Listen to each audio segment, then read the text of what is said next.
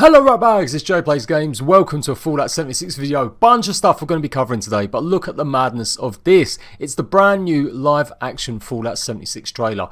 Maybe not what most people are used to. They've done this before, Bethesda, with some of their games, and it's kind of always been a little bit somber, a little bit tongue-in-cheek. But this is just full out, you know, let's make it look like GTA and Call of Duty. Don't you get that kind of vibe? It's a definitely much more sort of positive, a bit more happy-go-lucky kind of vibe, rather than necessarily something a bit dour, making it look like it's really fun to be in the wastelands of Fallout 76 and West Virginia. Let me know what you think about the live action trailer. I will leave the link for it down below so you don't see it without my big beautiful face, even though my face is beautiful and it certainly deserves to be a part of the nuclear apocalypse. So I'm going to go through a bunch of stuff that happened over the weekend, a few recaps and stuff that's new today. Also, tiny little bit more of an interview they had with GameSpot a while ago with Pete Hines talking about the Atom Store. If you wanted to know how atoms actually work, what's going to include in it, some people are still worried about them being game influenced items rather than just cosmetics. We're going to go through exactly the interview and I'll give you my thoughts and opinion on it. We're also going to be talking about the fact that they've responded and said it obviously won't be coming to the Nintendo Switch. I say obviously because if you can get Ark Survival Evolved running on Nintendo Switch, man, you might be able to get Fallout 76 running on it. I'm just saying, Wolfenstein, Nintendo Switch, no problem. Doom, Nintendo Switch, no problem. But they seem to just think that Fallout just can't cope on Nintendo Switch. Let me know, is that a big problem for you? Fallout 76 isn't exactly a runaway success yet, so maybe it makes sense not to go all out there on every single platform until they get some sort of indication it's going well. And I will give a quick recap for all the times for the beta as well, so if you haven't caught them for some reason, stay tuned, I'm going to give you the times.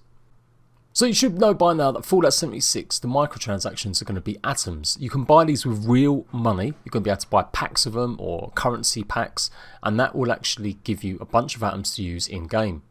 Atoms are earnable, not just buyable. You can earn these in game by completing challenges. It does look like it's the real only way to get atoms rather than any events. I don't think you get atoms for completing events. It's just the challenges. So you don't have to buy the atoms with real money. You can earn them all.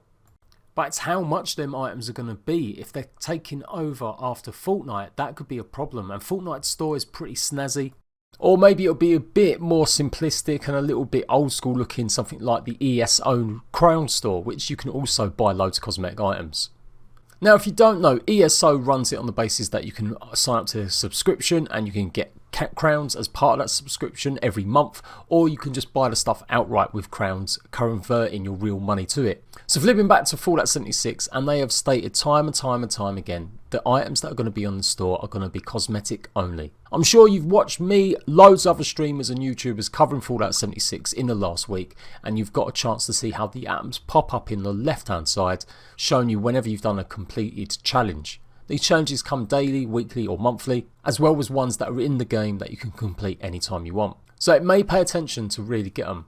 Eventually though, Pete Hines and Bethesda state this as well, that it is going to be a bit harder to become by these challenges because you're going to get more better at the game, you're going to complete more landmarks and you're going to get more of these challenges under your belt. So that's why they are going to be adding daily, weekly and monthly ones to really give you something to aim towards once you've completed the bulk of the main challenges from the game itself. What we don't know is exactly how much the atoms are going to buy you certain items, but we definitely do know there is no loot crates. So on the positive, no loot crates, it's cosmetic items only. Negative side, we don't know exactly how much they are, and we don't know how much we're going to run out of challenges to do in the future. The interview does go on to talk about Hines saying that Bethesda have always tried to walk that line. It's a pretty ambiguous line, but the studio has tried to avoid money grabs. Don't forget also that apparently this is how they're going to supplement free DLC to everyone for the game because we're going to be spending a lot of money on cosmetics. Fortnite has taken in $1 billion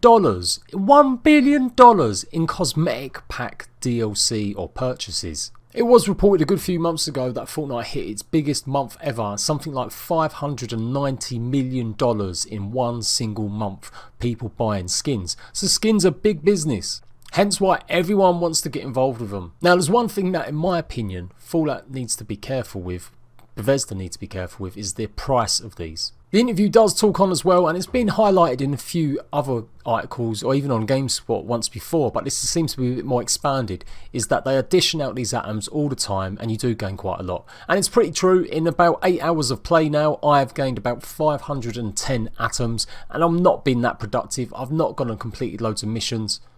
I've been at level, I've only just hit level 10 before the servers shut down the other night. And if you check out my live streams, a lot of it is me getting distracted. So I reckon if you really went out there, you completed loads of missions, loads of challenges, you could easily get 1,000 atoms in that 10 hours. But we don't know exactly how much it's going to be to buy these cosmetics. And remember, cosmetics, while they don't affect your in-game stats, they can actually mask what you're wearing. Although this is true of cosmetics that you do pick up, you can put on cosmetics over stuff. Although I never tested it with power armor, but any other type of armor I had, it didn't actually show on top of a dress that I put on or overalls that I put on. So basically what I'm saying is I hope that they do exclude something so that if you see someone in power armor, you know they've got power armor on, rather than thinking they're just wearing some sort of mad dress or some overalls. Can you imagine trying to start a duel with someone and they just let rip with their power armor energy weapon? You'd be absolutely wrecked. Now I mentioned Fortnite again because I've always had this argument. The Fortnite skins are massively expensive. People have quite disagreed with me ever since I started talking about this, when Fortnite only just came out with the store. So I haven't seen these in a while. I've not been playing Fortnite regularly, but from going over some of the lists here and remembering it, it costs about $25 to get a decent gold legendary skin that you might want from the Fallout store. And that only gets you one skin for $25. So you buy 3 skins and you've pretty much paid for a whole brand new game. But that's why they're making so much money, because people are compelled to buy these. Fallout 76 isn't going to have the same problem. I think it's pretty clear from the way the reception's gone towards this game, everything that's been happening through the beta, and just the time it's launched right after COD, right after Red Dead Redemption, and still got Battlefield to some extent coming as well. Fallout 76 isn't going to hit, I think, the sales marks that maybe Bethesda thought it would, particularly based on the early reviews that are coming in. I think it can grow, and I hope it does, and I'm going to be sticking with it because I am really starting to enjoy my time in it now. But one way to keep players who are playing more involved, invested and wanting to carry on playing is definitely having a cheap atom store that allows them to buy microtransactions, costumes at a cheap price. Or like I said, you can earn all these atoms in the actual game. You let me know what you think's a rough, good, decent price. I'm not ragging out on Fortnite either. I've been looking at Minecraft recently because my son's been getting back into it, and we checked out a few Skincraft packs. And I put a video out at the time when they announced that Minecraft was going to be paying for mods. A lot of the mods on Minecraft store aren't actual mods, they are just skin packs. And of course it is modified, and it is modified by someone else. But a lot of them are so expensive, particularly for a much younger audience that normally play Minecraft as well. I'm surprised I've not seen much more of an outcry over the fact that Microsoft are charging through the nose for some of these skin packs. And that's all they really are. They are skin packs. They're not necessarily mods that really change and mix up the game or add brand new game modes. Us accepting microtransactions for cosmetics is what led to EA and Battlefront trying to do the same thing but adding items that you could use in game. So it's always going to be just a little step away from some game developer finding some little way to coin us out of even more money. But there we go. Economics of games done and educated by Jade Plays Games. I accept no rights or liability for anything I may have said. No word on when it's going to come out. We presume it will be there for launch of the game, but it may actually launch a little bit later. Fortnite didn't launch its online store until a good few months after it first came out, so we'll have to see how it goes. Now let's take a look at Nintendo Switch news saying that it won't be coming out. Now they do obviously publish Wolfenstein, it is one of their games. Pete Hines has been at PAX West, or PAX Australia I should say, and they gave an interview just saying it wasn't doable. According to this article, it's not that surprising considering that Doom, Skyrim and Wolfenstein, although big worlds, particularly Skyrim, are something you can actually do on a small scale because you've not got loads of other players, you're not going to need as much computing power or processing power. And the fact that it's Fallout is an online game with many players doing many different things, it would be too much for the Nintendo Switch to handle. He did say though that the next Wolfenstein game would come. Now I'm presuming that's Young Blood, the sequel, but maybe it's another third game, who knows. I don't think too many people are upset about the fact Fallout 76 is not coming to the Switch. Like I said, we still haven't seen if it's going to really be a success on Xbox, PS4 or PC yet. Then again, what is success? If they even sell a couple million copies, that could be something good. Although they'd have to go some way to replicate Fallout 4, which sold 20 million copies. Okay, so we finished the third final beta test for Xbox owners exclusively last night on Sunday, and now of course we've got more coming up. Now these are open for everyone, Xbox One, the PS4 and the PC. October the 30th, 7 PM Eastern Time to 11 PM Eastern Time, 4 PM PT, 8 PM PT, 11 PM to 3 AM UK time on a midweek day. That is a crazy time. So that's going to be Tuesday.